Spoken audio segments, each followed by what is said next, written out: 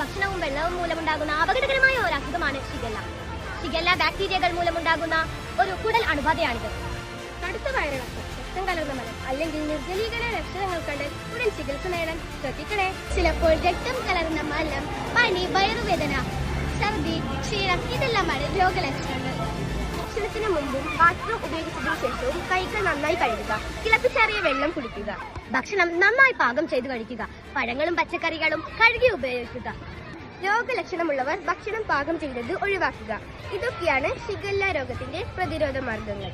ഏതൊരു രോഗത്തിനും സ്വയം ചികിത്സിക്കാതെ വിദഗ്ധരായ ഡോക്ടർമാരെ കാണിക്കുക. ഏതൊരു പകർച്ചവ്യാധി ഉണ്ടായാലും ആരോഗ്യ പ്രവർത്തകരെയോ ആരോഗ്യ കേന്ദ്രത്തിലോ അറിയിക്കുക.